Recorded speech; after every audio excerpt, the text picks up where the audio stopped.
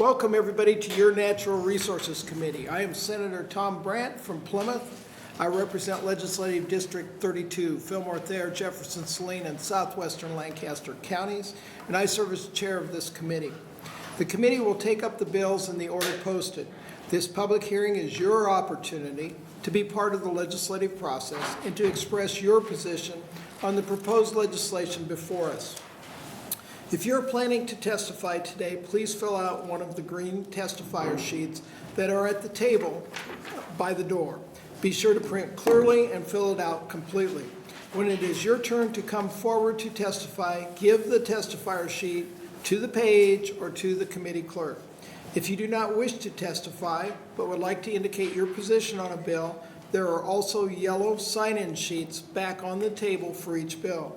These sheets will be included as an exhibit in the official hearing record. When you come up to testify, please speak clearly into the microphone. Tell us your name, spell your first and last name to ensure we get an accurate record. We will begin each bill hearing today with the introducer's opening statement, followed by proponents of the bill, then opponents, then finally by anyone speaking in the neutral capacity. We will finish with a closing statement by the introducer if they wish to give one. We will be using a 5-minute light system for all testifiers. When you begin your testimony, the light on the table will be green. When the yellow light comes on, you have 1 minute remaining, and the red light indicates you need to wrap up your final thought and stop. Questions from the committee may follow. Also, committee members may come and go during the hearing. This has nothing to do with the importance of the bills being heard. It is just part of the process, as senators may have bills to introduce in other committees. A few final items to facilitate today's hearing. If you have handouts or copies of your testimony, please bring up at least 12 copies and give them to the page. Please silence or turn off your cell phones. Verbal outbursts or applause are not permitted in the hearing room. Such behavior may be cause for you to be asked to leave the hearing. Finally, committee procedures for all committees state that written position comments on a bill to be included in the record must be submitted by 8 a.m. the day of the hearing. The only acceptable method of submission is via the legislature's website at nebraskalegislature.gov.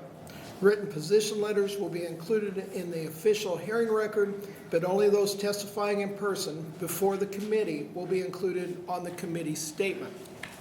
I will now have the committee members with us today introduce themselves, starting on my left. Stan Klaus, District 37, Kearney, Shelton, and Gibbon in Buffalo County. Jana Hughes, District 24, Seward, York, Polk, and a little bit of Butler County. Barry DeKay, representing District 40, representing Holt, Knox, Antelope, Cedar, northern part of Pierce, and northern part of Dixon County. Mike Moser, District 22, and it includes Platte County and most of Stanton County. Jane Raybould, Legislative District 28, which is the center of Lincoln. Also assisting the committee today to my right is our legal counsel, Cindy Lamb, and on my far left is our committee clerk, Sally Schultz. Our pages for the committee today are Emma Jones, a junior at the University of Nebraska, Lincoln, and Catherine, a junior majoring in environmental studies at the University of Nebraska, Lincoln. With that, we will begin today's hearings with LB 105. Or I'm sorry, 309. How's it come out?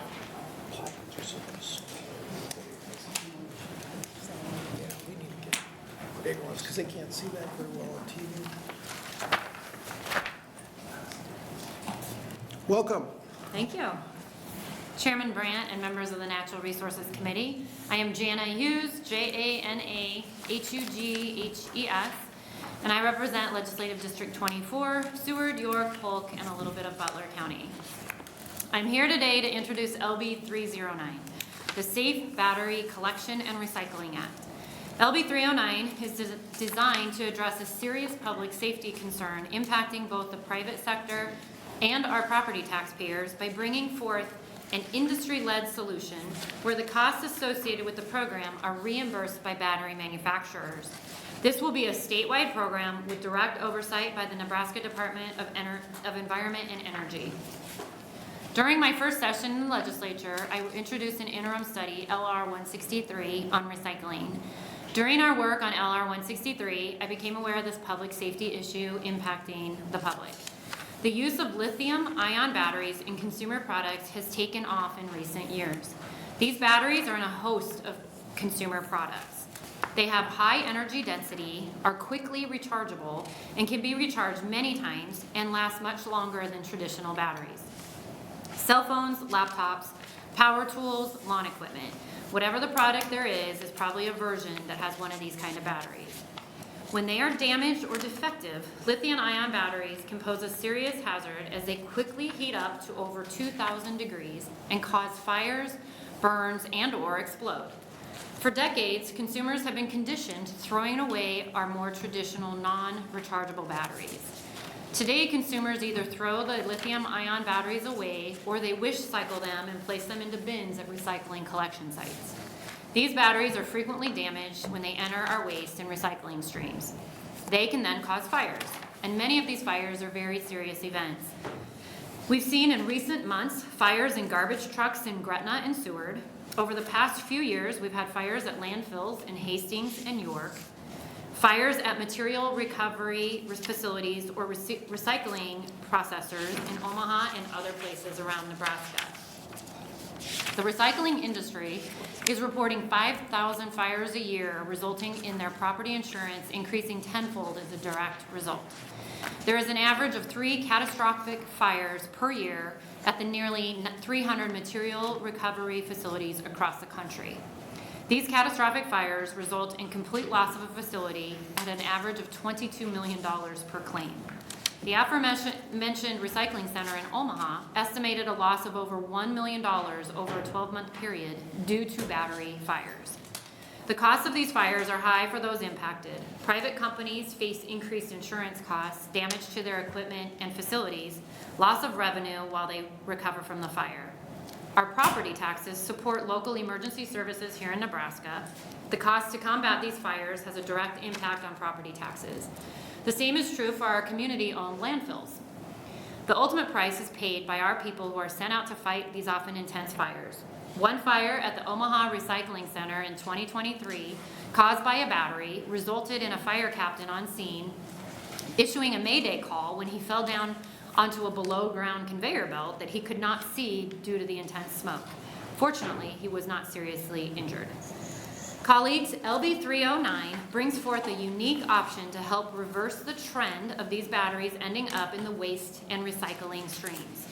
The Safe Battery Collection and Recycling Act will create the Battery Stewardship Organization made up of battery manufacturers who will be responsible for the cost and management of collecting, transporting, and recycling batteries, along with educating the public. There will be no ongoing impact to the taxpayer to run this program. Currently, 11 states have passed similar legislation, with 15 more, including Nebraska, considering it this year. Iowa is considering expanding their existing battery recycling program to include these kind of batteries. For the past year, we met with stakeholders across the state, as well as organizations representing the battery producers, waste haulers, recycling, landfills, local communities, and others to develop a consensus on how we would design a similar program for Nebraska. I've provided you each with a section-by-section summary of this bill. The heart of the legislation is the BSO, or Battery Stewardship Organization. These are the battery manufacturers. As stated, they will be responsible for formulating a plan with the approval of the Nebraska Department of Environment and Energy, NDEE, which may be changing its name coming up, to set up collection sites, transport these batteries, and ultimately recycle them. They will also be responsible for educating the public about the program and additional information regarding how to safely handle these batteries.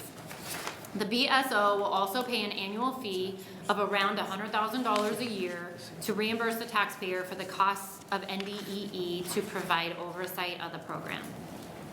What types of batteries are we talking about? As I mentioned earlier, the consumer is used to throwing away batteries. From the experience of other states, we've learned that a large amount of non-rechargeable batteries will also be dropped off at collection sites. These are your AA type alkaline batteries for the most part. As you can see from the second handout in the packet I shared, the consumer has a lot of different battery chemistries that share the same battery size and similar look. Rather than fight an unwinnable battle to educate the public about the many different types of batteries, we simplify the process for the consumer to cover both rechargeable and non-rechargeable batteries. There are two sizes of batteries covered: the small format batteries like the AAA or AA size, up to just 4 pounds. The mid-format batteries are your power tools and rechargeable lawn equipment batteries. We exclude batteries in medical equipment, and we don't include large format batteries like those in electric vehicles or large industrial batteries or grid scale batteries for electrical storage by our public utilities. We are also not including embedded batteries in products like vapes and toys, as these are glued into the product and extremely problematic to remove at risk of fire or explosion. In the case of vaping devices with embedded batteries, these are classified as acute hazardous waste because of the nicotine, and these are currently incinerated when collected.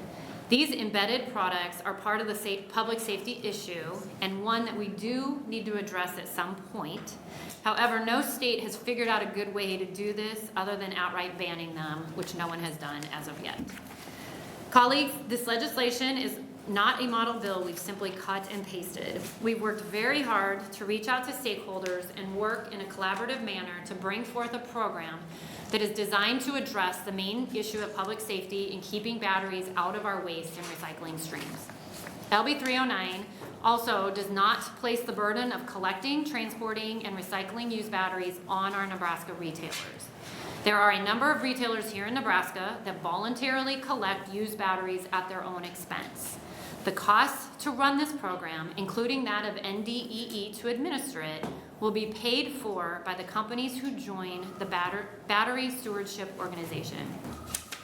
We have engaged with and have the full support of the PRBA, the Rechargeable Battery Association, representing 76 companies who manufacture batteries and battery powered products.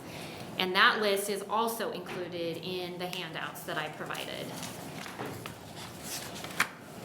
I have also shared with you AM 219. This is an amendment I'm offering to LB 309 to make it so we don't have to reopen this statute as NDEE's administrative costs change. This was brought to my attention by NDEE after I introduced the bill. There are a number of communities, companies, and organizations that are supporting this legislation. Many of them had planned to be here in person to testify, but due to weather, did not make it in, and I have provided a list of that for you as well. We have the opportunity to bring forward a program that won't cost the taxpayer, will work to prevent fires, allow consumers to recycle batteries in a scalable manner across our state, and have the battery industry work with local stakeholders to find the best way to do all of this for our communities. Thank you for your consideration, and I'm happy to answer any questions. I want to mention too, I've got a frequently asked questions document in your handout if you want to have that for future reference. Let's see what we've got. Questions? I'm staying all day so we can have these in the close. You Not going, it's Jana Day in Yeah, Natural yeah. Resources. You gave a very Okay. thorough opening. The one question I have, on the fiscal note, in year one, it shows 51,000 in expenditures, it shows no revenue. Where's that money coming from? That we're working on, so the money will in arrears come to cover NDEE, and we need to work on the initial start of that, and we're in the midst of working with NDEE on something for that, actually, so. Okay, wait. But ultimately, there will be no cost, right, Right. because yeah. Okay, Senator Rabel? Thank you, Senator Hughes. You know, you talked about the Battery Stewardship Organization, and the Battery Stewardship Organization is different from some of the retailers you listed that offer collection sites, correct? Right. Can But what can happen is this battery stewardship organization can work with like the places that already have it set up and either take it over, so then that retailer doesn't have to, because they're doing it out of their own cost, like a True Value or, Home Depot or something. So they can partner with them and then that retailer won't have that cost. They're doing it today on their own. Is that what, I guess? Is that Yes, exactly. And so, can you tell me a little bit, you said Iowa does this program already. Iowa has a battery collection program, but they're talking about expanding to this kind of battery. Okay. Is that what you mean? Yeah. Okay, thank you. Okay. I don't see anything else. You'll stick around to close? You betcha. Okay. First proponent, and while the first proponent is coming forward, I would ask the senator to introduce herself. Good afternoon, hi, I'm Danielle Conrad from North Lincoln. Okay. Any proponents on this bill? Proponents? Opponents? Oh, wait, wait. Are you a proponent? Okay, we've got a proponent. Okay. Yeah. Got to move faster. Yeah.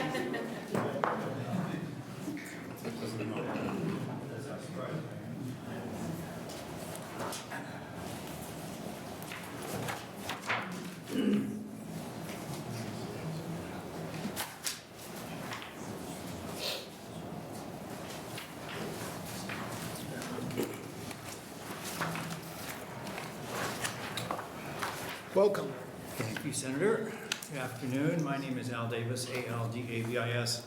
I am the contract lobbyist for the 3,300 members of the Nebraska chapter of the Sierra Club. The Sierra Club, of course, as you probably know, is the nation's oldest entity focused on environmental protection and has chapters in all 50 states. So we want to thank Senator Hughes for introducing LB 309, a bill focused on trying to manage the increasing problem associated with battery disposal. While the bill appears to be complex and multifaceted, the primary objective of the bill is to contain and recycle the increasing number of batteries we use to drive the modern day economy. Almost all batteries we might consider household batteries are covered by the Act, as well as the larger batteries which could be associated with cordless chainsaws, leaf blowers, weed whips, and the like. The deluge of batteries which has reached the end of their useful life is dawning, and the solid waste industry needs a solution to prevent the increasing occurrences of fire associated with discarded batteries, which are a real threat to air quality as well as the risk of fire spreading and destroying property. Unfortunately, until this bill appeared, there's been really no easy way for consumers to dispose of these batteries in an environmentally friendly way, and almost all are disposed of with the household trash by the local waste disposal service. While the scope of the bill is wide, the fiscal note is minimal owing to the establishment or affiliation with national entities which are specifically established to address the issue. These entities, called battery stewardship organizations, are affiliated with manufacturers who will cover the costs associated with pickup and disposal and will benefit by the recapture of materials from batteries which are captured in the recycling effort. NDEE is simply charged with minimal oversight efforts. Several states have either already established similar programs or are in the midst of doing so at this time, and we encourage the committee to bring this bill forward for full discussion. We want to thank Senator Hughes again for introducing and shepherding the bill to this point. It's an important issue which will only grow more daunting as if we don't begin to address it soon. And I'd like to say that this is kind of the first concrete solution I've ever seen proposed to how we're going to deal with it, because we always hear, on the battery it may say don't recycle it, and I'm sure that almost everybody doesn't know what they're going to do with these batteries, so they discard them into the trash and they end up in the dump. And there are, obviously materials within both lithium batteries and other ones that can be recycled, and this is just a good common sense way to do that. So when an industry itself comes in and says we're willing to manage this and take this on, I think it's a great opportunity for Nebraska to move forward, and I want to thank Senator Hughes for that. And I guess I will say one more thing. I really wish we could find a solution to the vaping issue, because in my neighborhood here in Lincoln, every time I go for a walk, I see 2 or 3 of these vapes lying on the ground, which do have batteries in them. So that's something for people to think about down the road. Thank you. Okay, let's see if we have questions. I see none. Thank you. Proponents? Yeah, no. Yeah. I'm still a proponent. Proponent? Proponent. I'm a proponent. Yeah. And you're a proponent. You're as a proponent. Yes. Sure. I like it when they fight over this. Yeah. Okay. You're Always let it go. ready for takeoff. Thank you, Chairman Brandt, and members of the committee. My name is Andy Pollock. That's A-N-D-Y. Pollock is P-O-L-L-O-C-K. I'm here as registered lobbyist on behalf of Waste Connections. It's a waste disposal and recycling company that does business all over the U.S. and all over Nebraska, including my hometown of Ogallala. We're here to support. I was kind of waiting, Senator Brandt, the reason I didn't get up here quickly is I was waiting for a person from Waste Management who I thought was going to be here. I'm not a subject matter expert on this, so I would defer questions to my clients, and I'm happy to relay them on. What we will say is thank you to Senator Hughes for introducing this bill. Waste Connections, when I asked their personnel about this bill, they said they have fires caused by lithium batteries all over the place, both in Nebraska and nationwide. It is truly a hazard and it needs to be addressed. I'll just give you one example that was not here in Nebraska, but there was a recycling facility in Pennsylvania that burned to the ground because of a lithium battery that caused the fire. The cost of replacing that facility, $30 million. So this is serious stuff, and we ask the committee to take it seriously and advance the bill, and we'd be happy to work with the committee and Senator Hughes if any changes need to be made. Thank you, Senator. Questions? I see none. Thank you. Next proponent.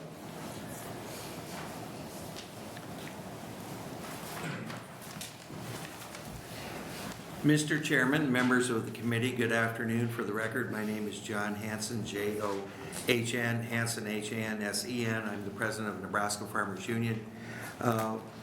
My organization has been a strong supporter of all efforts to recycle, and we participate with other organizations, like-minded NGOs and others, to help be supportive of recycling efforts. We've participated in grant programs in the past for litter reduction, and we look for any and all ways that we can try to get ahead of the issue of what do we do with those kinds of things that clearly pose a threat to the environment but also can be recycled and reused. And so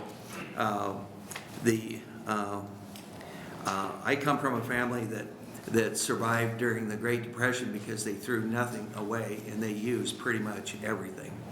And so the idea of just throwing things away has always been for me difficult. The whole idea of not having a place to go with something that you think should be recycled is a problem. And so in the past, we have supported other legislation to try to help move things forward. We thank Senator Hughes for doing the legwork to create a solution to what is obviously a problem and a risk. But it's also at a time where when we look at sort of the national picture of all of the different kinds of rare earth materials and elements that are used in a lot of these batteries, when we don't have a program to capture what we can and recycle what we can, it seems extremely wasteful and non-productive. And so with that, we are enthusiastic support of LB 309. Thanks, Senator Hughes, for bringing it forward. And it's always good when you can see a systematic statewide solution to a known problem. And with that, I'd be glad to answer any questions. Okay, let's see. Questions? I don't see any. Thank you very much. Any more proponents? Seeing none. Opponents?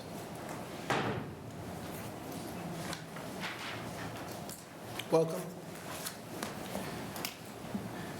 Good afternoon.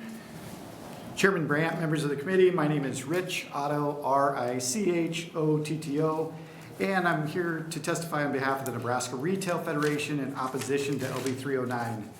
While we recognize the importance of responsible battery disposal and environmental stewardship, we do have concerns that LB 309 places burdens on retailers, disrupts supply chains, and creates some compliance challenges. First of all, Senator Hughes did acknowledge some of the other concerns that she has with the embedded lithium-ion batteries, and just from quick glance, it looks like over 90% of lithium-ion batteries are in embedded devices. So, and Sierra Club, Mr. Davis commented on the vape as well. I just want to point out that we do think these are continually going to be thrown away. These are disposable devices, and that fires will persist with over 90% of these items still not covered under the bill. LBO 3, let me get back to 309 specifically. It does create the battery stewardship organizations, the BSOs. Retailers do not manufacture the products with these batteries, nor do we have control over whether these producers join the BSO by 2028 and then comply with the labeling requirements by 2029. However, retailers will be held responsible for ensuring compliance, creating significant administrative burden. Many retailers carry products from multiple suppliers, including national and international brands. Ensuring compliance with all of those brands may be difficult. Smaller retailers lack the resources to comply and may be required to remove products from their shelves. So, as Senator Hughes did comment, I think a lot of the power tool industry will be members of the BSOs.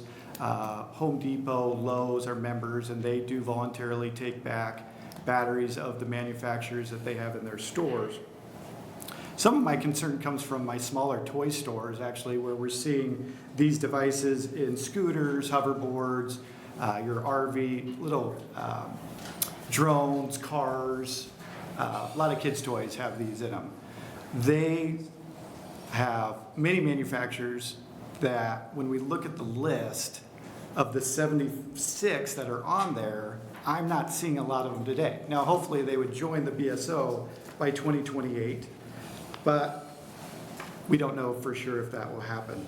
Also, we're concerned with products that are sold by international retailers like Temu that can sell these types of toys into the States. They will not join the BSO. None of the teeth, as far as the fines, can go after these international sites. And typically they have knockoff and worse types of these lithium batteries that are more prone to fires.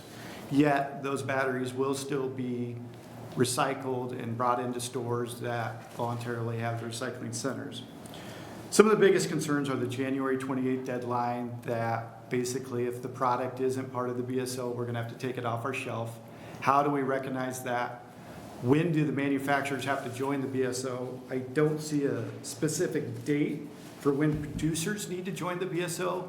We think that they should need to be a part of the BSO well prior to the date when we potentially have to remove it from the shelf. So a producer could join on December 31st, 2027, and then they're fine, and the retailer gets little notice that they're part of it or not part of it, and may have already discontinued ordering of those products. I can go into more specifics of the bills on high-level concerns. Again, I did touch on compliance and administrative burdens. We need clear collection and recycling responsibilities within the store. I can talk about that further, but Call to Recycle, Lowe's, Home Depot, a lot of e-bike stores in town will voluntarily take these back. On those sites, they voluntarily only take back the batteries they're selling. It's not clear if they're going to be required to take back all batteries if they participate with the BSOs in these recycling campaigns.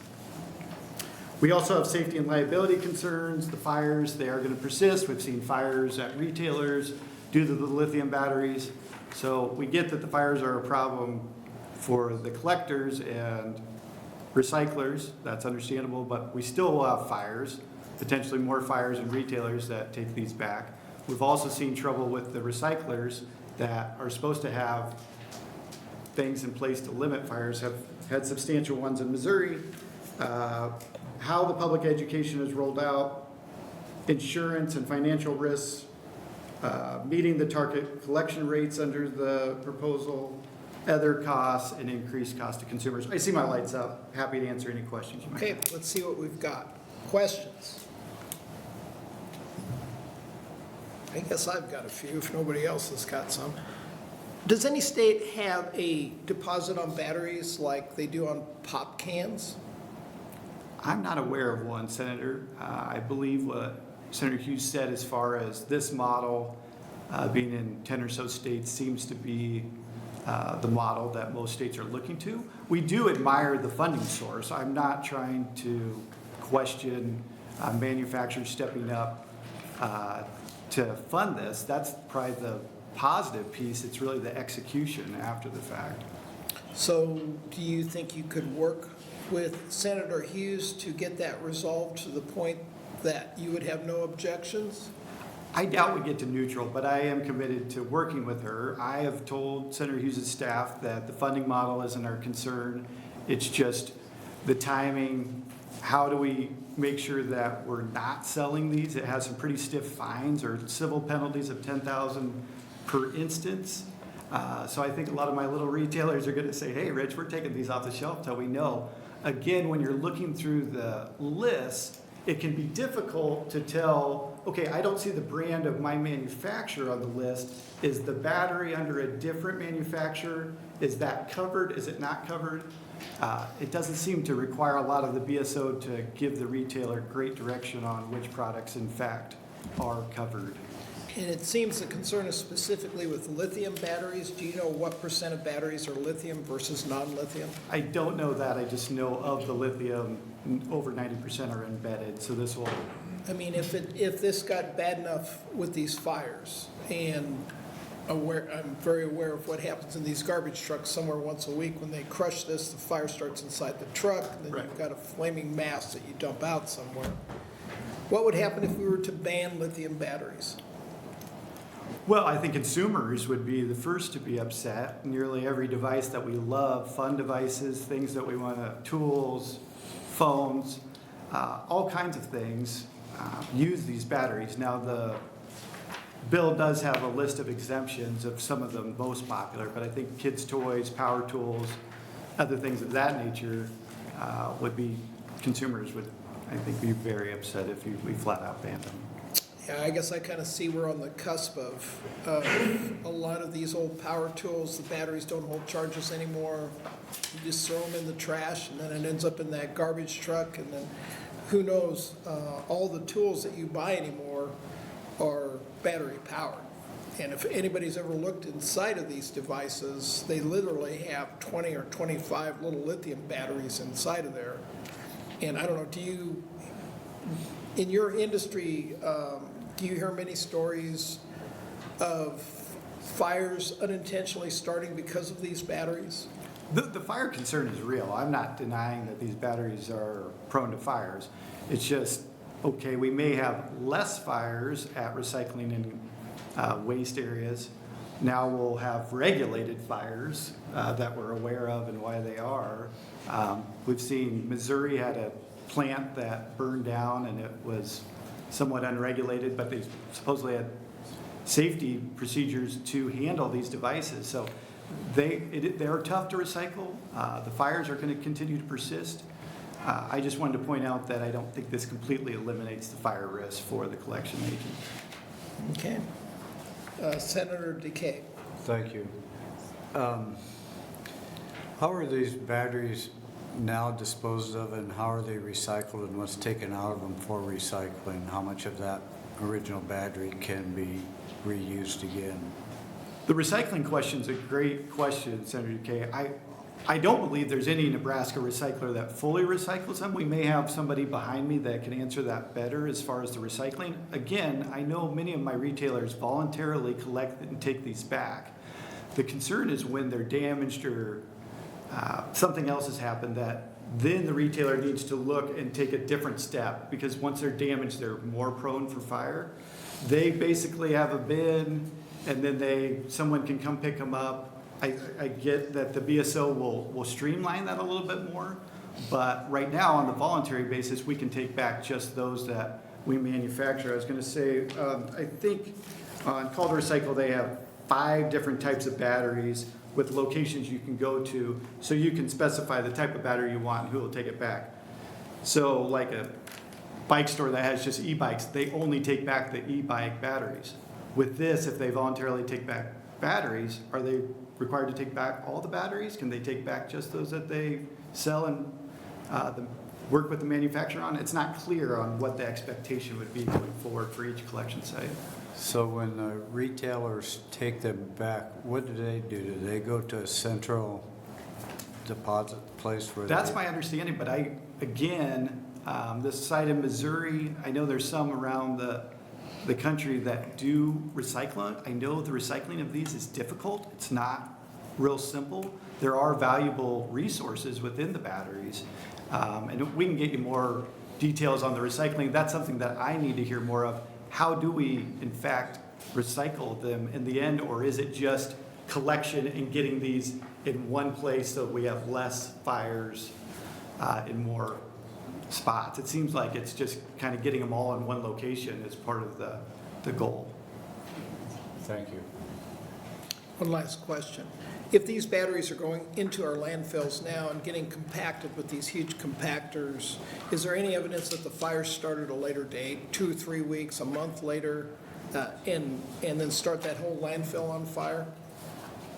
I'm probably not the best to answer that. My understanding is that when it's compacted, it's fairly quickly after, and that usually is part of the chain reaction, but somebody that knows lithium batteries and the components within them would be better to answer I would that. think if I ran a landfill, I'd certainly want these in a separate, I did segregated. read about underground fires at landfills, so I think they can start after the fact. I've been kind of doing research on these batteries as well because of this, so I'm not an expert on that.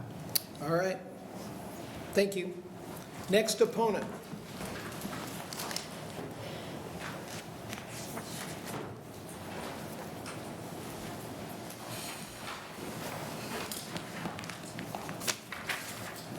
Welcome. Thank you, Chair Brandt. My name and members of the committee, my name is Joey Adler-Ruane, Joeyadler-Ruane, and I'm a registered lobbyist here on behalf of the Recycled Materials Association, so we've had a lot of these questions. I am not an expert, but I will take your questions back and get you answers for that you have been having so far. I'm not going to read the whole letter, but the 3 big points that they wanted to bring up, and just to be clear, I have talked to Senator Hughes in her office, and we want to work with her to address these concerns so we can get a bill like this moving forward. The first one is that existing electronics and battery recyclers should continue to be able to independently collect and manage covered batteries, while the reporting information is still, required, and the information on the volumes collected and the efficiency rates of that recycling program also, we'd be happy to report.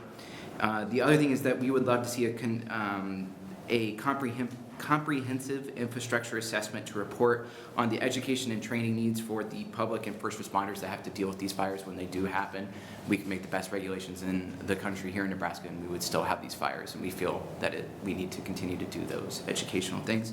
And finally, provide oversight through an advisory committee of relevant stakeholders to try and come up with the best way that we can continue to handle these products as we continuously see more and more of them put out into the marketplace. I'd be happy to try and answer any questions or get you answers to questions that you have. Questions? So specifically, why are you opposed to this as opposed to neutral? Because we have not been able to get the language drafted on our end yet, so they wanted it officially as opposed until we have language to give to Senator Hughes to work on. So really, you have no dog in the, I mean, you really aren't opposed, you're just waiting on language. Yes, we would like to get to neutral with an amendment. And you feel you can get there? I think so. Okay. Yep. That sounds good. Senator Rabel. Thank you, Mr. Adler-Ruane. The question I have, you mentioned establishing an advisory committee of stakeholders. Is that something that NDEE would be doing, having that advisory committee to review all the BSOs and make sure they're in compliance? My mind races to someone who signs up to be a BSO, they run around and collect all the batteries and then go out in the country and dump them or something. Yeah. Evil, Yeah. bad stuff like that. So, but that is something that your group is recommending, an advisory committee. Yeah, of all of the relevant stakeholders under the department to try and come together with how we can get these best recycled, I think is what their plan is. Okay, thank you. Okay, that looks like it's it. Thank Thank you you. for your testimony. Next opponent. Any more opponents? Anyone in the neutral capacity? Neutral. Senator Hughes. You're welcome to close, and while she's coming up here, we had 26 proponents online, 3 opponents, and 2 in the neutral capacity. All right, thank you, Mr. Chairman, Chairman Brandt, and members of the Natural Resources Committee. I do want to encourage everybody to look at the online comments. My proponents that were going to come in that couldn't were able to submit, so I think there's actually a lot of good, I shouldn't say actually a lot of good information. Online comments are always good. But in this case, there's a lot of information there that I think you can read.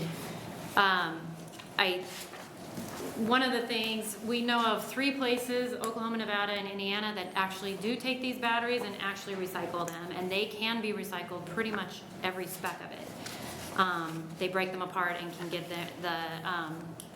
the lithium out, just the different pieces out.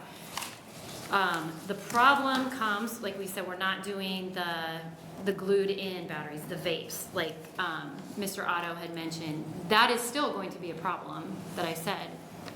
But because you're not getting all doesn't mean you shouldn't start somewhere and get some. So I think this is the step in the right direction. I think we do need to, and I think Mr. Davis mentioned it too. I see them too.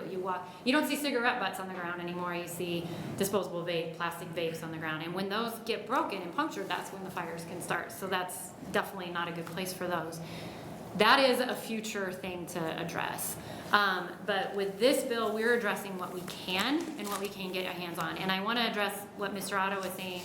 You might have an e-bike store that says, bring your e-bike battery back to me, this brand. They can still do that. There's nothing in here that says that that retailer can only take their batteries back or whatever. Nothing is stopping that. Home Depot can still do it for their brands that they sell, do all, whatever they have there. The place that this organization will set up collection sites, they might not even be in a retailer. It might be in Lincoln down by the recycling yard or whatever. And then they'll take all the batteries. So I guess I don't understand why we're hesitant to, because if as a retailer, if they want to voluntarily do only these certain batteries and want to sort them out, that's great. If that retailer wants to join in with this and take all of them, then they'll do that, and it'll get paid for and they'll figure it out. Anyway, I know there's a lot of information here. This is kind of a big bill. And I don't like, making mandates doing it, but this gives us an opportunity to partner with good manufacturers of batteries. I think somebody mentioned stuff coming in from China and whatever. A lot of times those are not high quality items and probably do maybe end up causing more fires. But let's collaborate with manufacturers of good products that we're using. I know I was just telling Matt, we actually have a battery chainsaw now, which I was like super skeptic of, but it's super great. Really strong power, and that same battery, we have a leaf blower, we have a weed eater, and our chainsaw, all with the same rechargeable battery that we go between the 3. We're going more that way, right? We're getting more electronic products. There's more batteries out there. You ban all these batteries. I think Senator Brandt said that. We're going to people are going to uprise, right? But that's where we're going to. So let's let's capture this instead of throwing it in our landfills, because they are really, really causing problems. We are not asking the taxpayer to pay for this. Local businesses are not asking to pay for this. And so I just think this is a good step forward. Other states are pursuing this legislation. We've actually been contacted by states that don't have anything similar to go down this. This is a problem for the United States. This is not a Nebraska issue.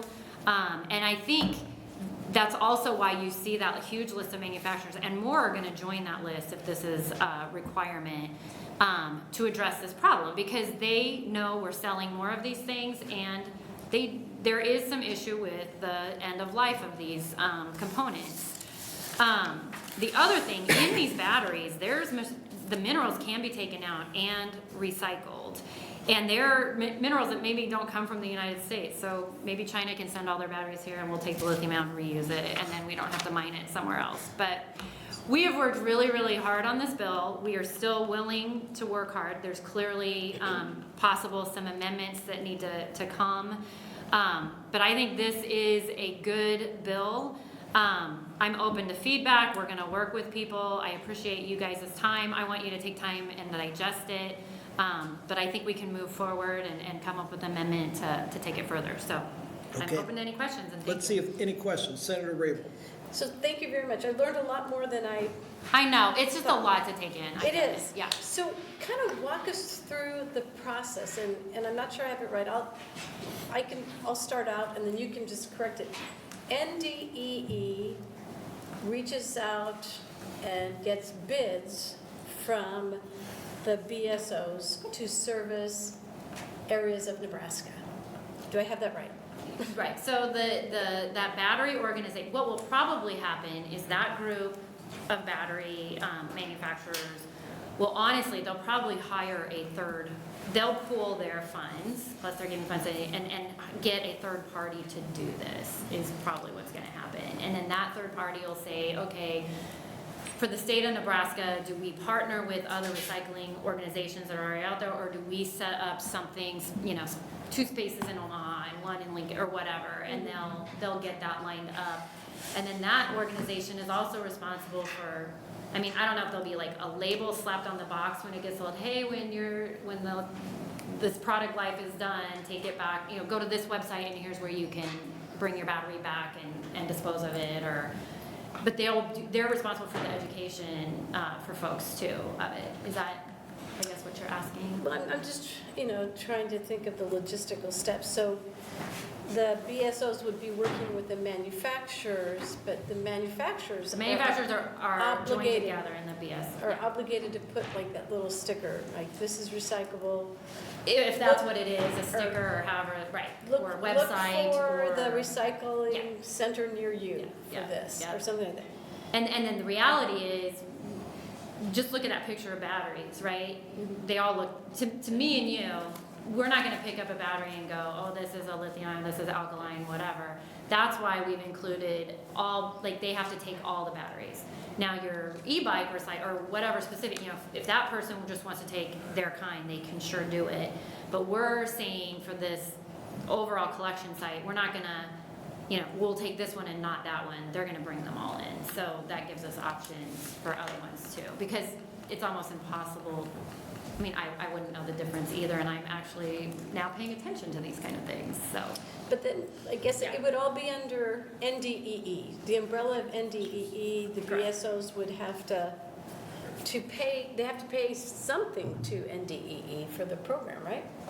They'll oversee it and make sure it's happening, yes, but then the manufacturers will have to pay, yes, and they'll help cover the costs at NDEE. The fiscal note, I think, half a person, Yeah, half a person the first year and full-time the next year.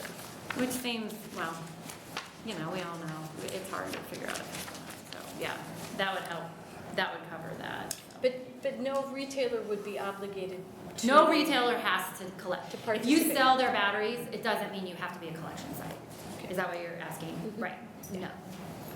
You would agree to it if you choose to. Okay, what else we got? Senator DK. Thank you. First of all, rather than taking the information and digest it, I'm going to recycle it for you. So. But more importantly, Enter eye roll now. more importantly, if you go to a retailer or whoever that's going to be a collection point with these, how do they store them until they are taken someplace so that they aren't, if you have a So it's damaged safe, battery whatever. in there, that you don't have spontaneous combustion like grease rags or something Sure. like that happening? And that, I cannot answer what that would look like, but that would be the specifics. This organization would say, okay, if, let's say I own a lawn and garden store and I've agreed to be a collection site for these kind of batteries, that would have to come, it's gonna be in this kind of container. Usually there are a certain container that helps, like if something would happen, if it got punctured or whatever. And maybe it's, is it inside the building? Maybe it's outside the building. I can't answer that, but that would be part of the requirements that organization would come up with if you're gonna be a collection site for these kind of batteries. Okay, thank you. Oh, can I mention one more thing? Yes, you I just may. thought of it with your question. So I think there was a video the other day, if you Google lithium battery fires, it's kind of horrifying. But you know how the internet is, you can find anything, get down a rabbit hole. But I think it was in Denver, a waste management truck crushed their thing and lit into fires. And do you know what they do? Instead of letting your 250,000 truck just, be destroyed, they dump it. And so in the middle, like this flaming pile of trash, basically, is in the middle of the highway. And I just think, you go out we've had a drought for how long, and you're driving down, and one of your dump trucks has to do that, or your garbage trucks has to do that. Just the mess it's gonna make. But that's what they do, because otherwise your whole piece of equipment goes down in flames, and that's happened. And I'm not saying this is gonna stop that from happening, but if it lessens it, it's one step closer to less of these things happening. That's the way to go, so. All right, well, thank you. Yes, With that, thank we'll you. close the hearing on 309, and the next one is LB 590, Senator Moser.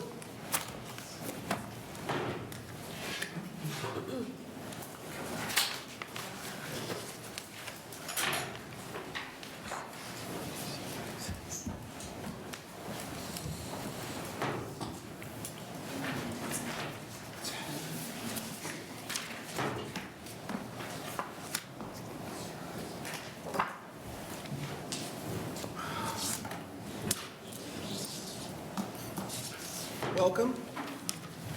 Thanks for that rousing welcome. Yes, yes it was. Thank you, Chairman Brandt and members of the Natural Resources Committee. My name is Mike Moser, M-I-K-E-M-O-S-E-R. I represent District 22 in the legislature. I'm here today to introduce LB 590. This bill gives the Department of Transportation the authority to operate a mitigation bank or an in lieu fee program by contracting with public and private parties to meet its mitigation obligations for endangered species and other environmental impacts under state and federal law. This is a bill that is a continuation of effort building on last year's LV 1335 to improve the project delivery process. In partnership with the Department of Transportation and the Nebraska Game and Parks, the committee has examined ways to streamline delivery and find ways to make the environmental permitting process more efficient. I appreciate the work that's gone into this effort and the support of the department and the governor. In current practice, the NDOT performs its own compensatory mitigation, including managing property placed in mitigation banks to offset the impacts to endangered species or wetlands from highway improvement projects. The work entailed in identifying, obtaining approval of, acquiring, and maintaining such property can significantly delay transportation projects due to the limited tools and authorities regarding wetlands. While NDOT has authority to develop wetland mitigation banks, it lacks the ability to be creative when it comes to mitigating for threatened and endangered species. It's become apparent that this lack of authority is driving costs up. The NDOT needs this authority for consideration of endangered species and pollinators, as well as for working with third parties to perform mitigation activities. Extending NDOT's authority to develop an in lieu fee or mitigation bank program for endangered species, wetlands, and other natural resources will ensure efficient delivery of highway improvement projects. The in lieu fee program is considered a best practice in other states. They allow third parties focused on conservation to more efficiently perform mitigation activities on behalf of agencies like NDOT. Their expertise and mission is focused specifically on development and management of land for conservation purposes, and these programs also require property tax revenue to be collected, which doesn't happen when the NDOT currently purchases land to hold in mitigation banks or conservation easements. After the introduction of LB 590, a few amendments have come forth. This language is available in the document in front of you, and the changes can be explained by the testifiers after me.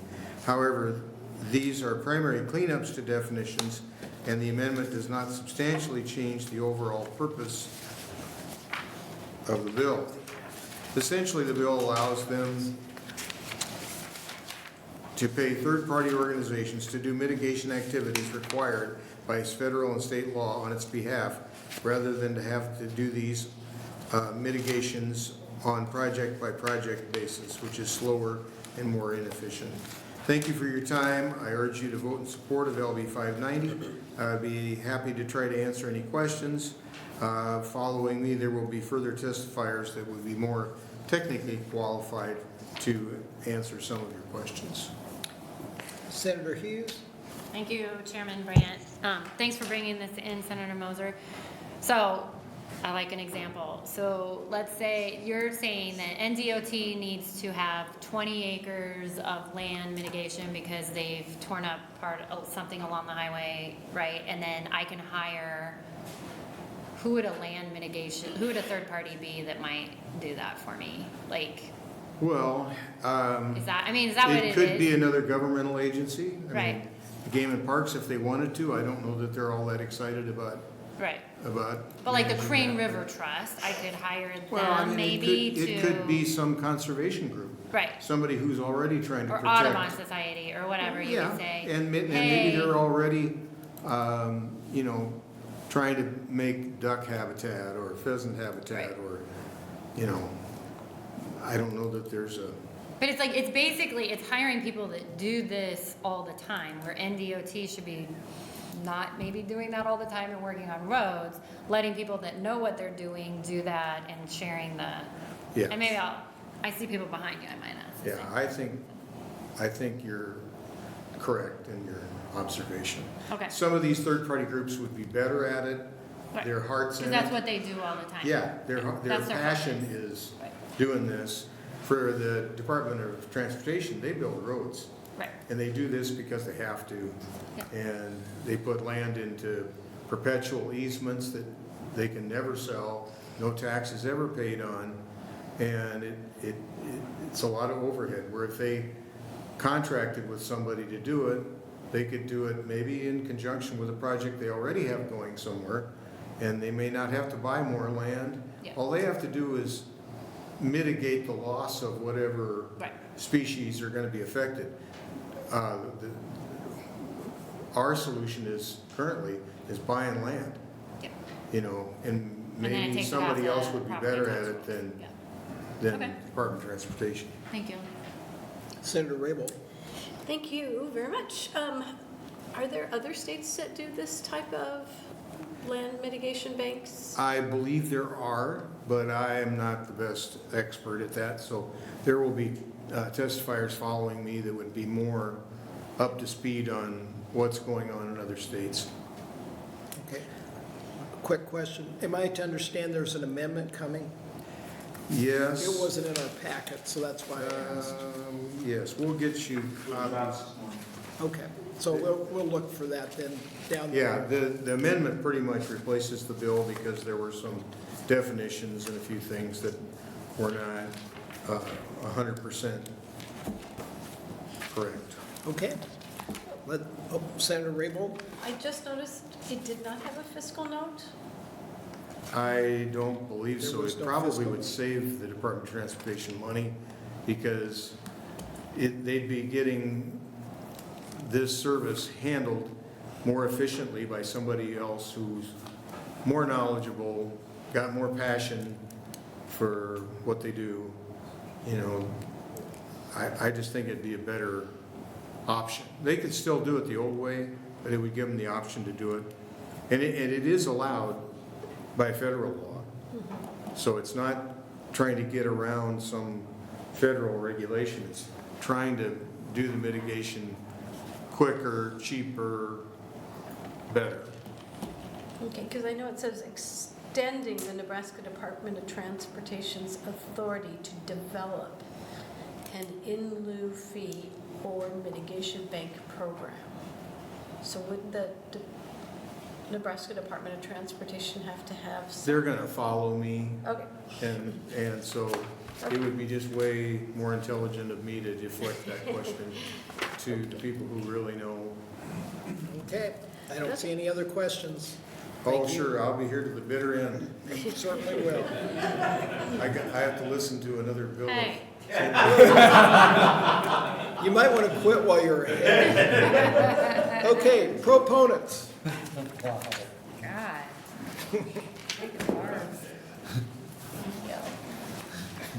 Welcome. Thank you, Senator. Good afternoon, Chairman Brandt and members of the Natural Resources Committee. My name is Vicki Kramer, Vicki Kramer, and I'm the Director of the Nebraska Department of Transportation here in support of LB 590.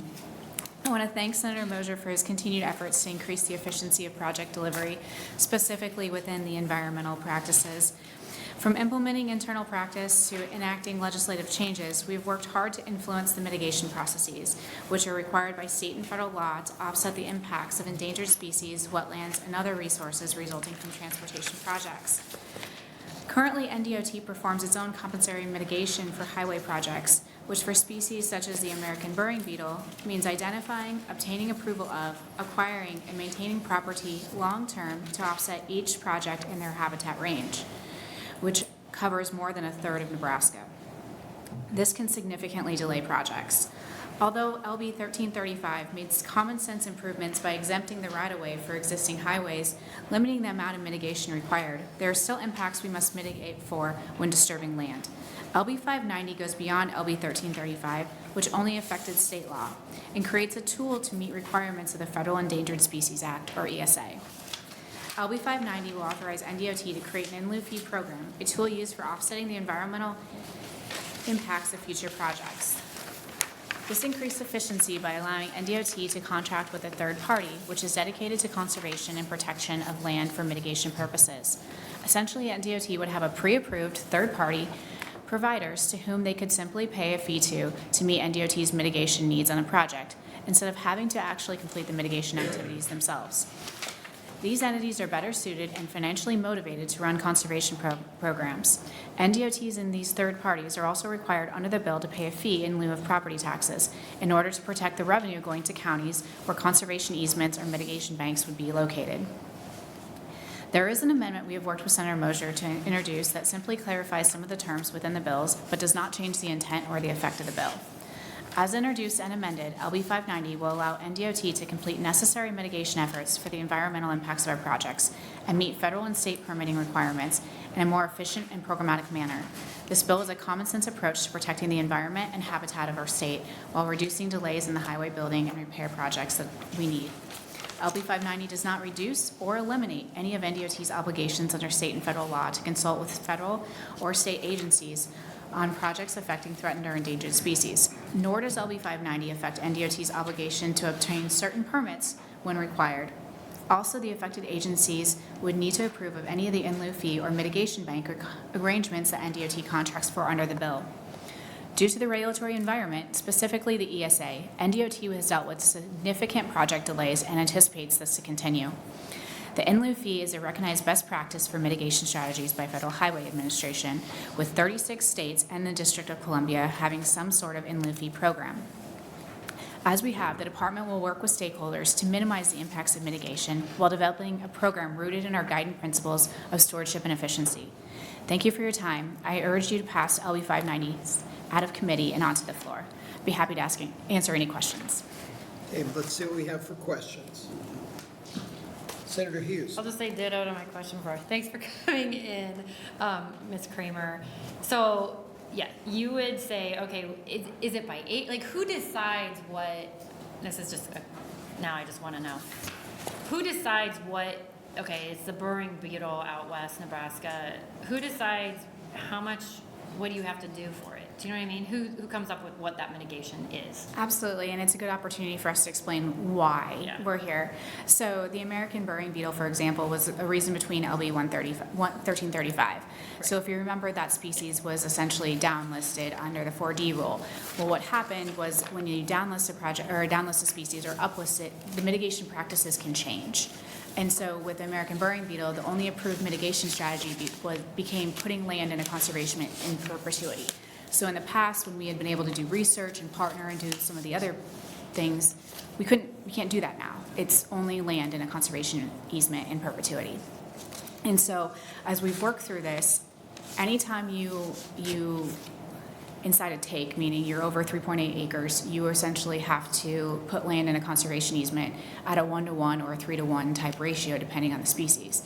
So we began So to by work. species, it specifies Yeah, this one you need you'll 3 have an acres agreement. for one, this one you need, okay. Correct. So by the species, it'll be dictated from Fish and Wildlife on what that is required, and we work with Game and Parks on the approval of that mitigation strategy.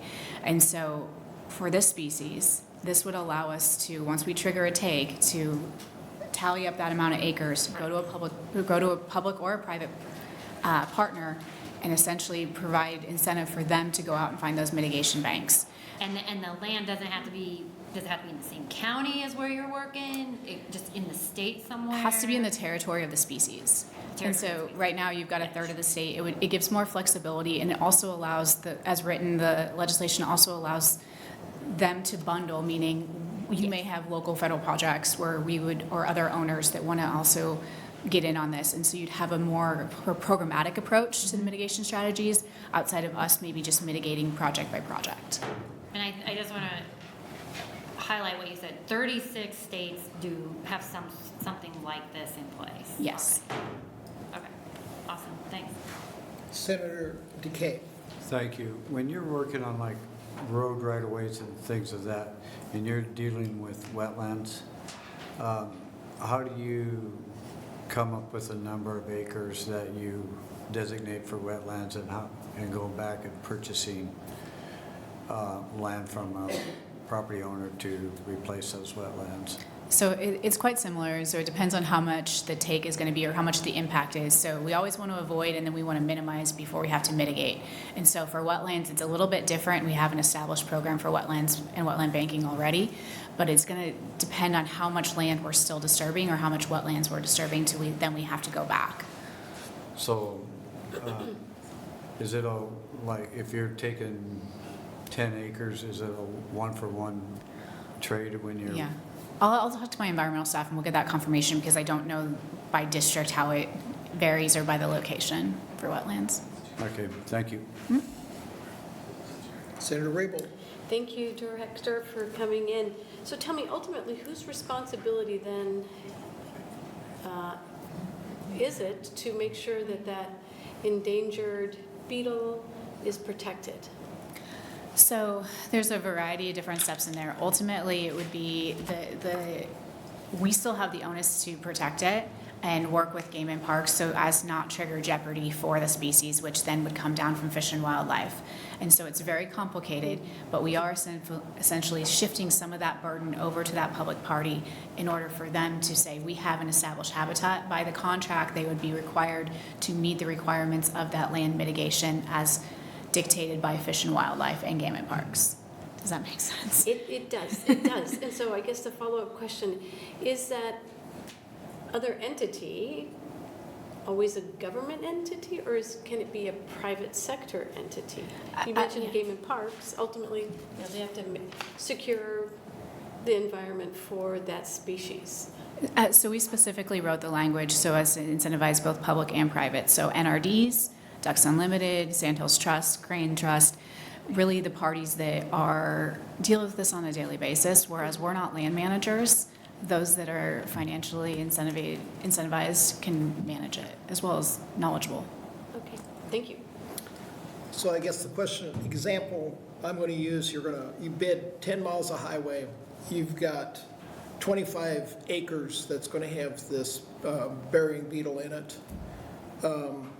Is that just amortized into the cost? You know you've got 25 acres, so that raises the cost of the project, and then you take that cost to go buy 25 acres from Game and Parks or whoever the aggregator is on this, and then you're done with it. We as a state, 5 years from now, something happens to that mitigation, that's on them, and your department is not involved.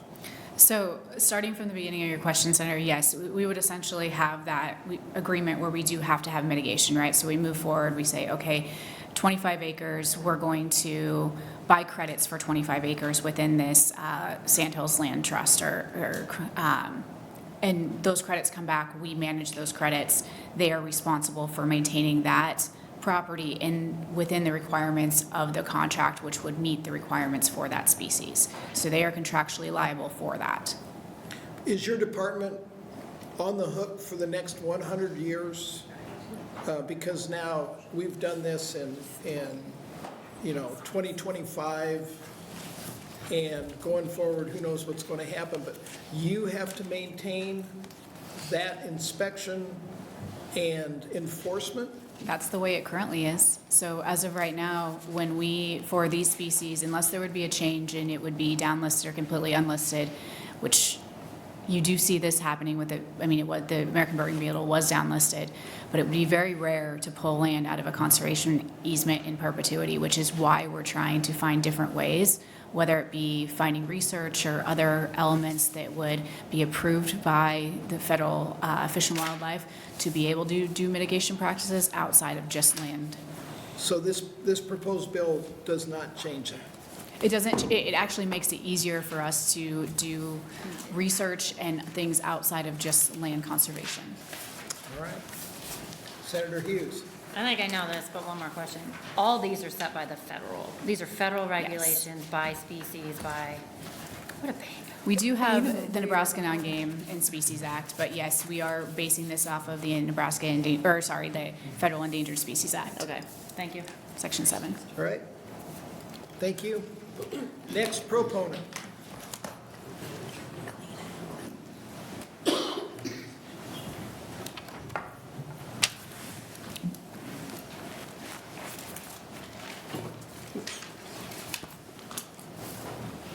Welcome. Welcome. Thank you, Chairman Brandt, members of the committee. My name is Tony Baumert. It's spelled T-O-N-Y-B-A-U-M-E-R-T. I'm a senior scientist and ecologist with Olson, and I specifically work on environmental issues, including threatened and endangered species and mitigation throughout the state. Olson is a nationally recognized employee-owned planning and design firm located here in Nebraska. I'm also testifying on behalf of ACEC Nebraska, the American Council of Engineering Companies, which is the business association representing the engineering and design industry. And we collectively believe LB 590 is a crucial step towards balancing responsible transportation infrastructure development with the vital need to protect our biodiversity across Nebraska. Nebraska's current process for mitigating impacts of threatened and endangered species can often be cumbersome, time-consuming, and often not result in the desired outcomes for the target species or resource. Project proponents face a complex web of regulations, individual consultations, and potentially costly project delays. This uncertainty can both discourage beneficial projects and hinder conservation efforts at the same time. We believe a well-structured mitigation bank or in lieu fee program offers a streamlined and predictable alternative. And I think I'll skip kind of going over the details of a bank and in lieu fee programs. I think it was kind of covered, so I will move on from that. Both mitigation banks and in lieu fee programs offer several key advantages to other forms of mitigation. First, they provide greater certainty for project proponents, simplifying the permitting process and reducing project timelines. Second, they consolidate mitigation efforts, leading to more effective and ecologically valuable conservation outcomes. Third, they leverage the expertise of conservation professionals and resource agencies who specialize in habitat restoration and management. And finally, they can provide a more cost-effective solution for both developers and conservation agencies. And so I urge you to consider the establishment of a mitigation bank or in lieu fee program as a proactive and effective solution for addressing the incidental take of threatened and endangered species. We believe the approach through LB 590 really offers a win-win scenario, streamlined project development, and also enhanced protection for our natural resources. And with that, I thank you for your time and consideration. Okay, let's see what we got for questions. So you're the guy they call? Sometimes, yeah. So the difference, we have in lieu and land? Are those the two options here? Well, an in-lieu fee program could involve putting land aside for mitigation. An in-lieu fee program, in terms of what's developed in other states or other things I've been involved with, is just a program where someone developing a project pays into a fund or an agency or a group. And it's that group's responsibility to really develop the mitigation. It could be a lot of different things. It could be restoring wetlands. It could be putting money or land aside for a species. That's really dictated by what the resource is. Really, it's a program to make it easier to mitigate, because you're not doing these piecemeal project by project mitigation efforts that are oftentimes somewhat unsuccessful and not great for the species and just complicated and cumbersome. So it's kind of like viewing it as like a central clearinghouse is the way that I would describe an in-lieu fee program. Can you use the same piece of ground for multiple species and get credit for it? In terms of credit, that I would generally doubt it, but I think it'd be possible. I think that would really be up to those resource agencies that would develop that program. Okay. Any questions? I guess that'll do it. Thank you, Right. sir. Thank you. Yep. Next proponent.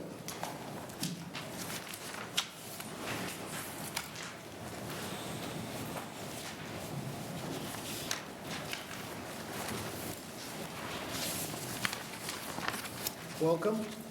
Welcome. Good afternoon, members of the Natural Resources Committee. My name is Rob Wemhoff, R-O-B-W-E-M-H-O-F-F, and I am testifying on behalf of the Associated General Contractors of Nebraska. I'm also an employee of Parrott Construction out of Valentine, Nebraska, in support of LB 590. The Associate General Contractors is a trade association of highway contractors who perform highway, bridge, and municipal utility infrastructure work across the state. AGC, Associated General Contractors, believes strongly in being good stewards of the environment. Our association has a standing committee that works solely on this issue. We support reasonable and achievable environmental laws and application of environmental regulations. To that end, LB 590 helps NDOT and contractors fulfill both our obligations to build infrastructure in Nebraska and protect one of the things that makes our state great, our natural landscapes and its wildlife. LB 590 is a common sense bill that lets NDOT modernize its approach to environmental mitigation by involving expert third parties who bring considerable expertise to the table. In short, this change will help the project delivery process while helping ensure that we meet our important environmental obligations. We thank Senator Mosher for introducing this important bill, and I am happy to answer any questions you might have. Okay, let's see what we've got.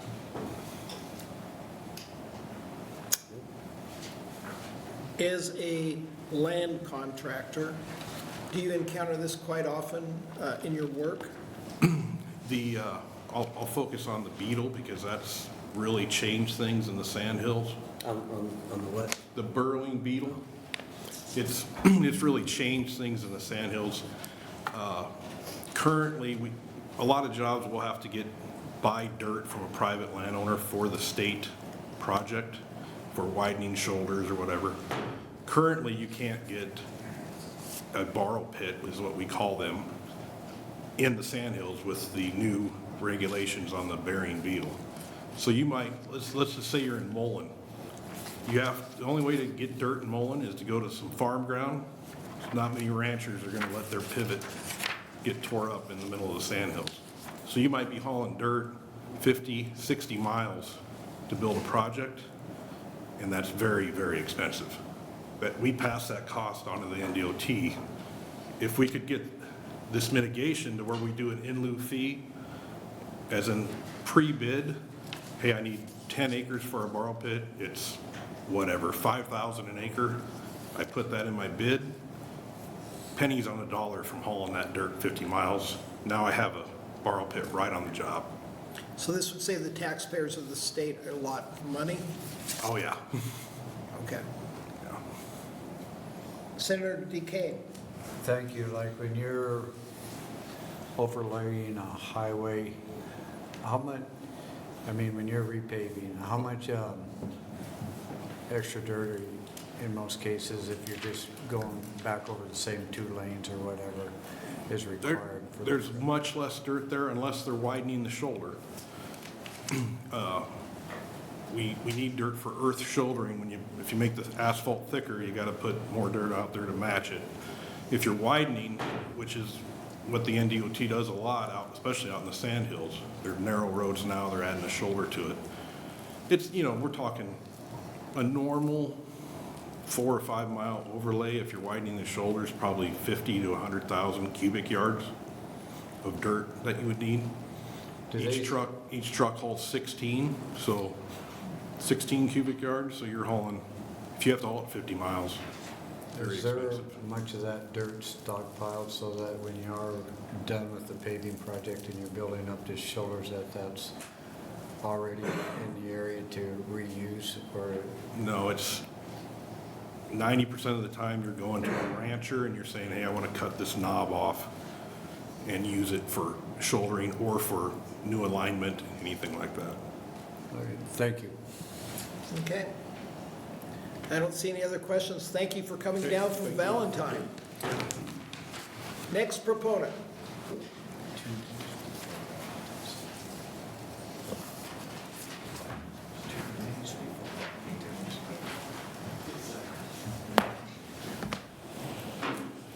Welcome. Mr. Chairman, members of the committee, good afternoon again. For the record, my name is John Hansen, John Hansen, Hansen, and I'm the president of Nebraska Farmers Union.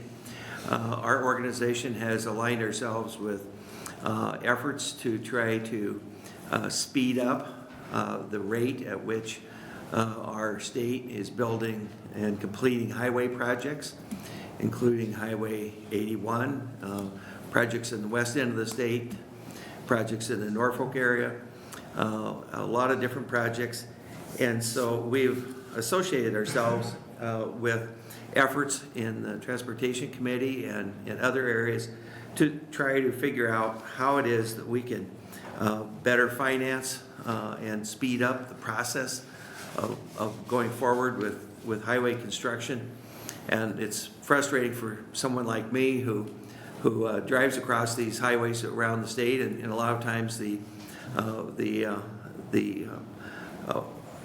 4-lane, the 2-lane is worn out before the other 2 lanes are built, and so we're not moving forward as fast as we can or should, and so these projects linger, and the more they linger and the slower they are, the more money they cost in the end, because by the time we get to the point where we can actually do construction, costs have gone up substantially.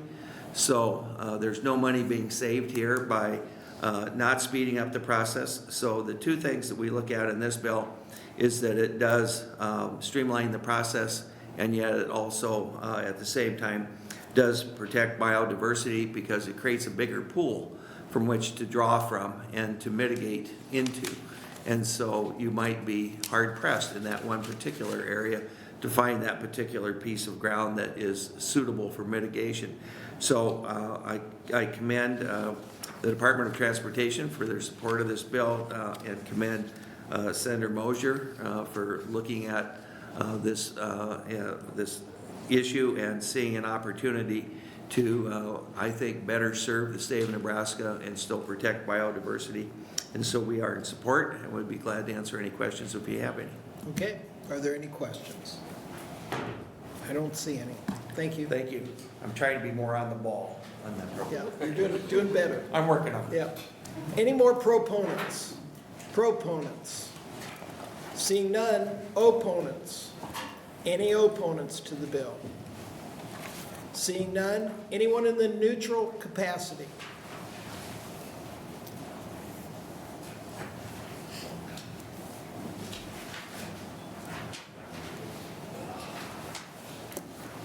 Senator Brandt, members of the Natural Resources Committee, it's always good to sit out there and listen to what other people have to say, because you pick up things that you're a little bit unclear about. So I appreciate the testimony that we've had here. It's been good. So my name is Al Davis, A-L-D-A-V-I-S. I'm the contract lobbyist for the 3,300 members of the Nebraska chapter of the Sierra Club. which is the nation's oldest environmental entity with representatives in all 50 states. So we're testifying in the neutral capacity on LB 590. Last year, Senator Mosier brought a bill which modified how takings of endangered species were managed and significantly changed the rules and regulations addressing the issue of endangered species. Although we testified in the neutral capacity at the time, we eventually felt that we had made a mistake and should have opposed the bill because of the fundamental changes incorporated in the bill, which made it easier for the DOT to sidestep the protections of endangered species in the name of streamlining their activities. One of the last testifiers last year did not feel that the department had tried hard enough to meet existing requirements and was looking for an easy way out. We agree with that statement. To a point, we feel the same way about LB 590. LB 590 will authorize the department to enter into agreements with other state agencies or the state's nonprofit entities for mitigation purposes, which would replace the need for the department to purchase or lease private land to meet their federal mitigation requirements. But land which is already managed by private environmental entities is probably already being protected by the land management philosophy of the governing board of that entity, and therefore mitigating on lands owned or controlled by those entities is not going to be as valuable as mitigation, which is located at or near the site where the mitigation is needed. There appears to be no regional locus for where the mitigation should occur, and a wetland in Sioux County is certainly not the same as a wetland in Richardson County when considering the needs of the endangered species for which the mitigation is required. The Department of Transportation, once again, looking for an easy fix to their problems. In addition, the exchange of fees with the environmental entities could result in a conflict of interest for them and additional pressure upon them to comply with DOT or face retaliation from the state government. Although we understand the needs and desires of the department, we cannot give the bill full support. That said, we appreciate that NDOT is seeking constructive solutions to the questions associated with how the work is conducted. And as I was listening to the discussion, there was a question about responsibility to see that the mitigation agreement was in compliance over the term of the contract. Someone testified to that, and I wanted to know, I think a good question is, what happens if these perpetual agreements are made with DOT and a environmental group, we'll say, and the environmental group ceases to exist? If this is a perpetual question, does that liability come back to the Department of Roads? So that's just a question to maybe ask. Thank you. Okay, do we have any questions? I don't see any. Thank you. Anyone else in the neutral capacity?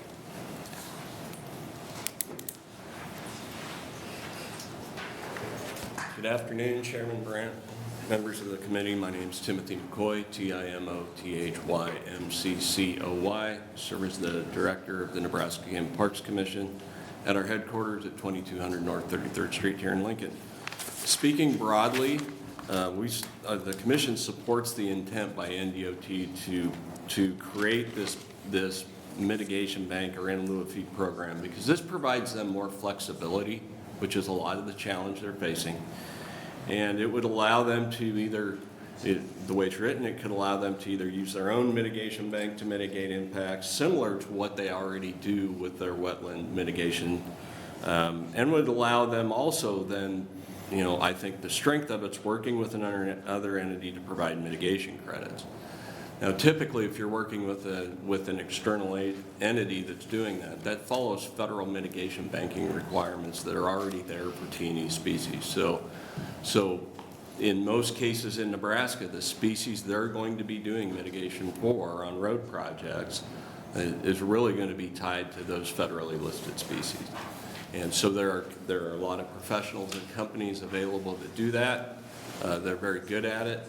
In terms of the protection over the long term, they are required to have a permanent conservation easement, typically, or permanent ownership of that property to ensure that mitigation lasts through time.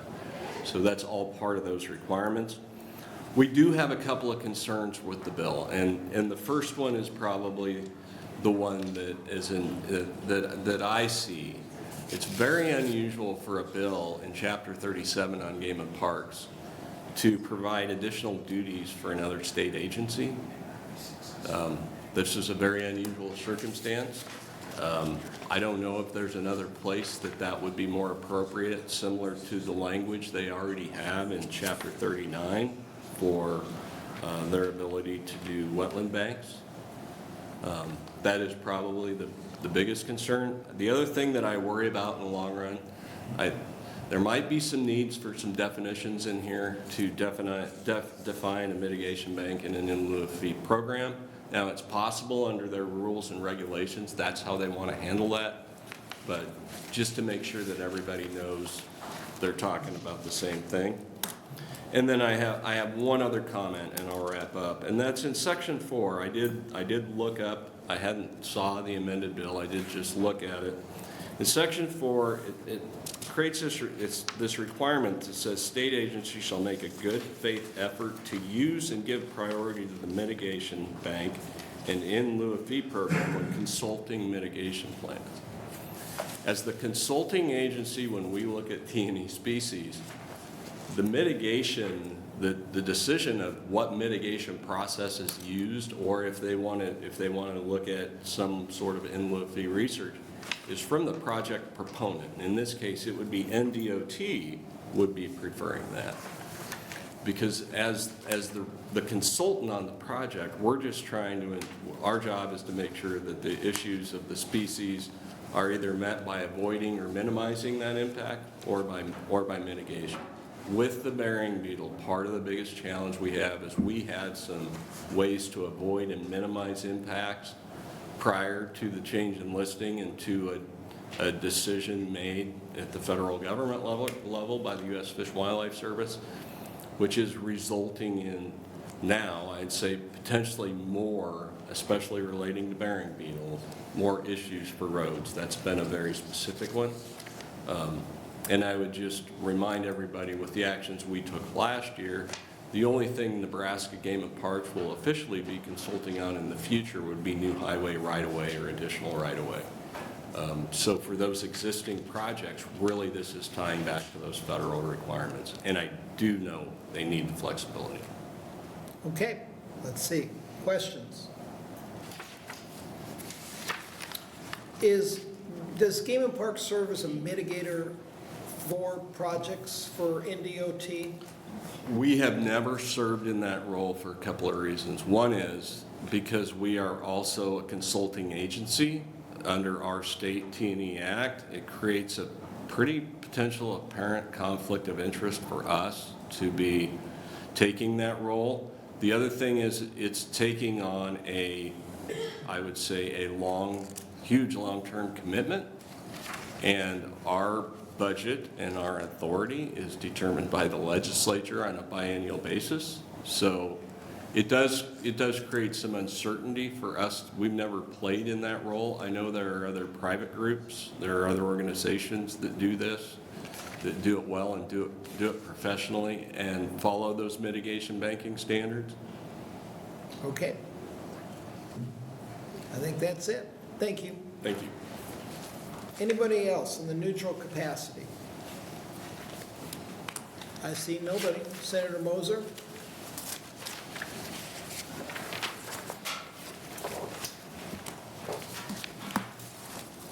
Well, again, I'd like to thank the committee for allowing us to talk about 590.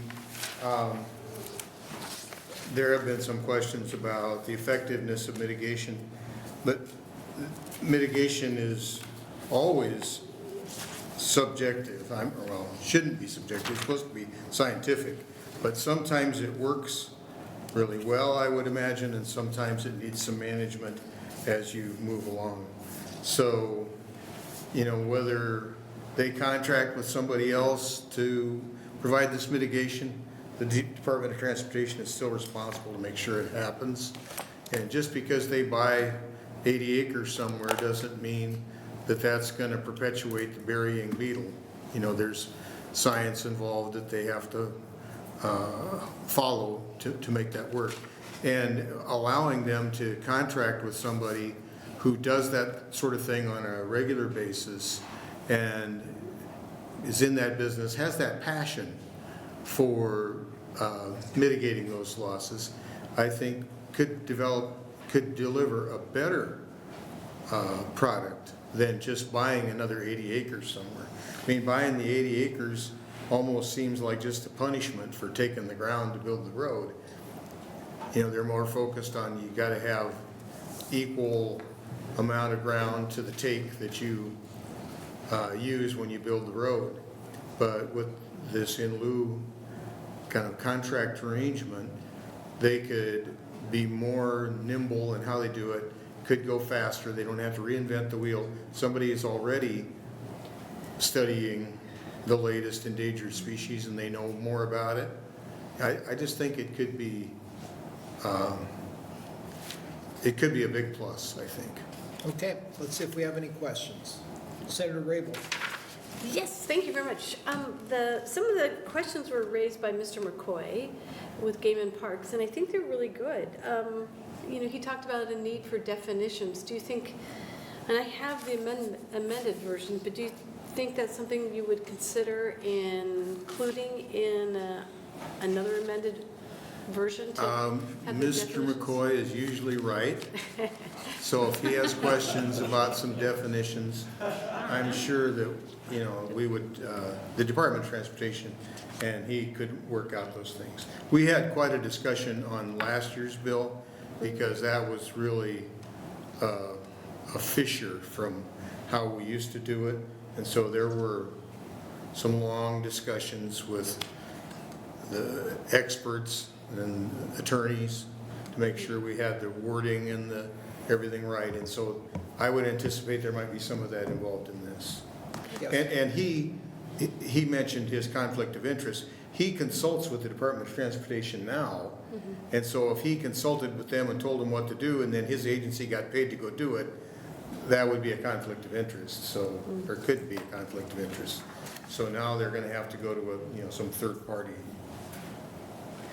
Oh, and so the other question was really another one from Mr. McCoy, and in the amended version, it talks about any state agency, but his concern was it's a little bit unusual to provide a duty for that other state agency to fulfill. And I didn't know, I've only been around 3 years doing the legislative stuff. I know you've been around a lot longer. Is it customary or typical for a state agency like what we're talking about NDOT here to require Game and Parks to take a duty to do something? Well, I don't think it would be Game and Parks because I don't think they want to get involved in providing the service and consulting at the same time. But the Department of Transportation is responsible for making sure that the mitigation happens. So it's on them to make sure this works.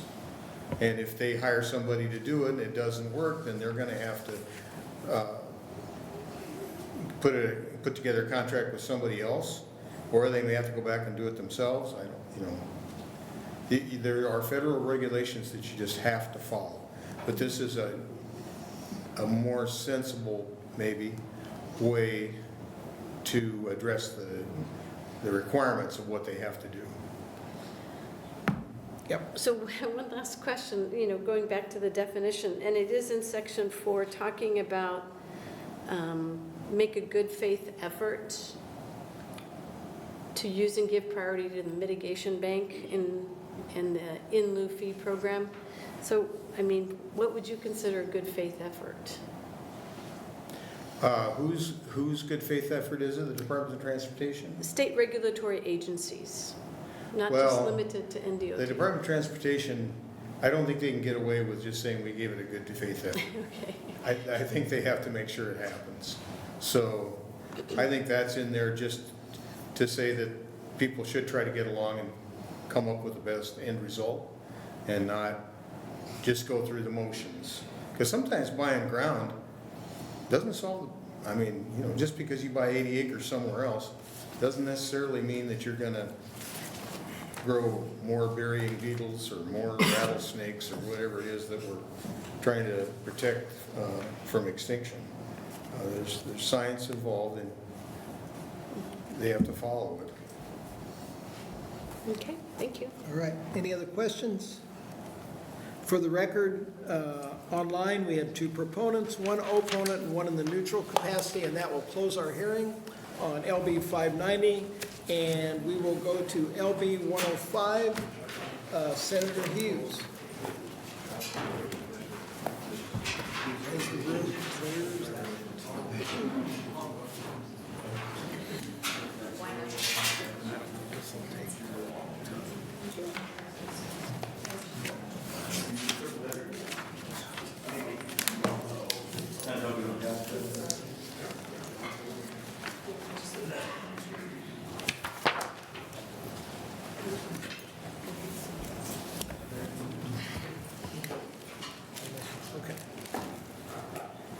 Are you ready? Sure am. Okay, let's go. Senator Brandt, fellow members, Chair Brandt, fellow members of the Natural Resources Committee. Hughes Day, Natural Resources. I'm Jana Hughes, Janahughes, and I represent Legislative District 24. Today I'm here to introduce LB 105. LB 105 was introduced to me on behalf of the Nebraska Rural Electric Association, who worked in conjunction with the Secretary of State's office and the Power Review Board to amend one section of Chapter 70 to address how power district subdivisions can be divided. LB 105 will make it easier for public power districts to divide subdistricts, which must currently follow precinct or county lines or contain substantially equal populations. We are all aware of the fact that our public power districts are governed by a locally elected board of directors. This bill is intended to enhance and protect that local control. Presently, subdivisions for a public power district can be designed in a couple of different ways. Some rural public power districts have board members that run to hold a district at-large seat, while other districts have regional districts, maybe east, west, and central district. Others break the districts up into multiple seats based on population or some kind of a combination of these options. Current state law provides that when designing these district boundary lines, public power districts can either follow county or voting precinct lines, or they can divide voting precincts, but only if the district can establish nearly identical populations for each voting district. Unfortunately, the boundaries of rural public districts often do not follow county and precinct lines. Therefore, to comply, it requires districts to include an entire precinct or county. This results in the inclusion of areas and people who are not served by that particular power district. This permits a person with no association to the power district to vote for members of a board of directors that they are not served by. This could even allow for someone to run for the board who isn't served by that public power district. Under current law, a power district may only divide voting precincts if they draw the lines based on establishing a substantially equal population among each subdivision. In rural Nebraska, this can mean that a subdistrict's population can deviate by only a few dozen people, and this can be problematic to design. It becomes nearly impossible to draw these lines when the majority of the public power district population is in one community in a county, like Howard County, Nebraska population, 6,500, where you have 2,400 people living in the center of the town, in the town of St. Paul. You're setting up a situation where the majority of the board members from the entire district could come from one community. LB 105 would allow public power districts to split voting precincts when determining the boundary lines of subdistricts without regard to population. For public power districts, this will ensure that the district board member voting lines could mirror service territory boundaries, ensuring that only those who receive power from the district can vote for and serve on that board. It is important to note that the Power Review Board will maintain the final authority to approve these boundary lines and is tasked with ensuring the voting district boundaries do not prejudice the interests of the electric consumer. The board members of our public power districts should be customers of the power district they represent. LB 105 will improve the election process and help to ensure that board member districts better align with power district boundaries. There are others for the power industry that will be testifying to the specifics of this bill, why it is needed, and how it would impact public power districts. They will be able to answer any technical questions you have, and I'm always welcome to questions for me as well. Okay, any questions?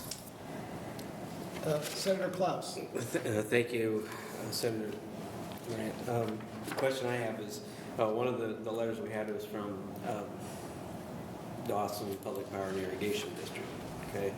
So the public power is kind of a misnomer in my mind. But does that change from the irrigation piece of it? The public power, that they have generation and they sell generation, but I don't believe they serve any, or not Dawson, but I'm thinking Central. Central, yeah, I'm sorry.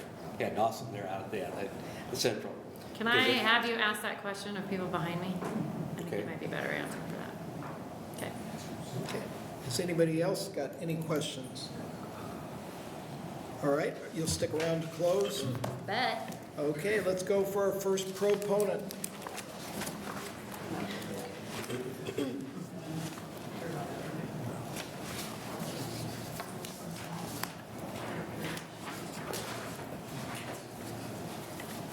Welcome. Good afternoon, Chairman Brandt and members of the committee. My name is Ellen Kreifels, ELLENKREIFELS. I'm an attorney with Blankenau Wilmeth Jurecki, and I am here on behalf of the Nebraska Rural Electric Association in support of LB 105. At a high level, I just want to establish what we're talking about today. So all public power districts have a charter that is approved by the Power Review Board. Separately, they have a Power Review Board approved service territory.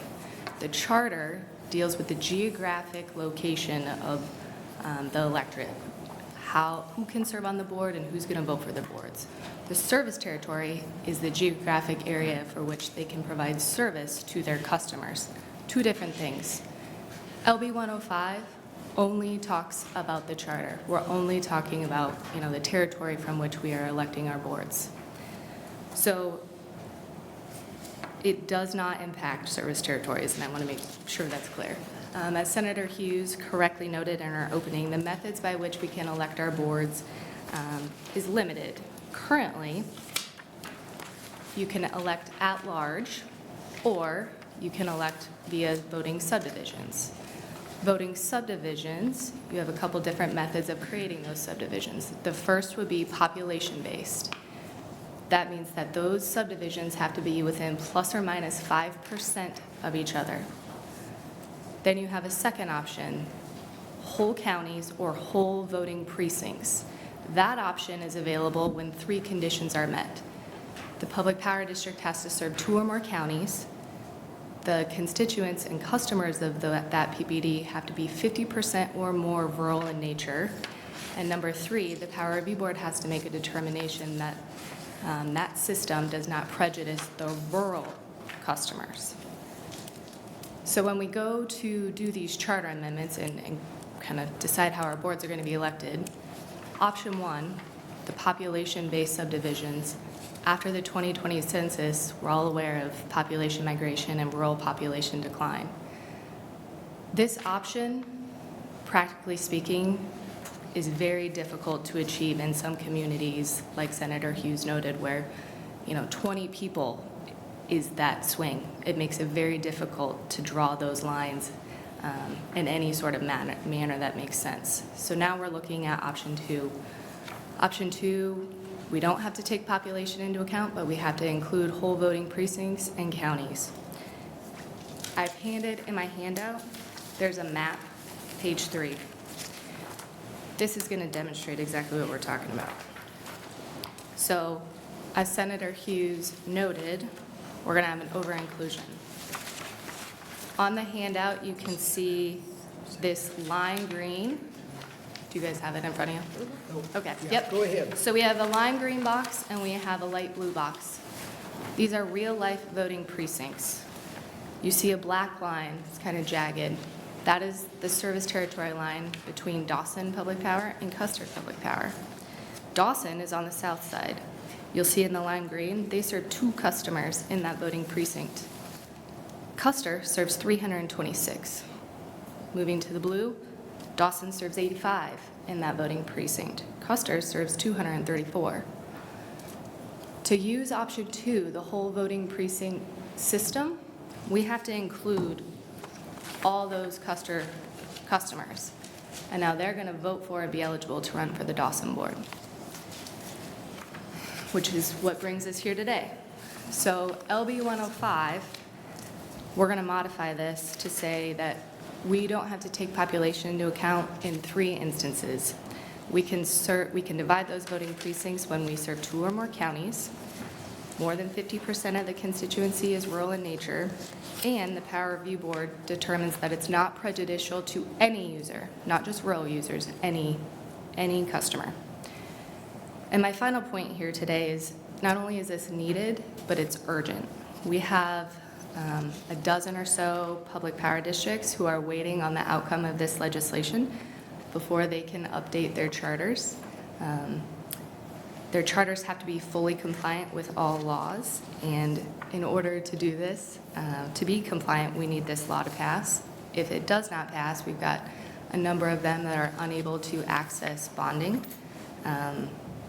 in, a storm event, anything of that nature, any sort of emergency nature, we would potentially run into a funding issue, which is why this bill has the emergency clause attached to it. See, my light is red. I'll take any questions. Okay, let's see what we've got. Senator Klaus. Yes, thanks, Senator Brandt. So we're not talking charter, we're just talking, talking service territory, we're just talking charter. That's correct. And then follow up my other question. Yep. I freaked out when I said Dawson, I meant Central. This doesn't have anything to do with irrigation districts. Well, so Central's organized under Article 6 of Chapter 70, which is the same as what we're talking about here. So they would have that same ability. Does that make sense? It makes sense. I'm just trying to figure out, okay, what's up with that, but that's okay. Thank you. Okay, Senator Decay. Thank you. For the customers that NREA represent, are they 100% excited about moving forward with this, all 32, 35 customers? I can speak for, I think clearly, yes. This is something that they all deal with. After each census, they're required to review their charters. They're required to update them. We're at the halfway point from the 2020 census to the 2030 census. This population issue is not, we're not forecasted to have a mass influx into rural Nebraska. So yes, this impacts statewide. Would power districts versus co-ops, would co-ops have to be in compliance with the same type of? No, co-ops are organized differently. They're not organized, no is the answer. They only have a service territory. They don't have a charter. All right, thank you. I don't see any other questions. Thank you. Next proponent. Any more proponents? Opponents? Any opponents? Neutral? Anyone in the neutral capacity? Senator Hughes, you're welcome to close. It was a short one.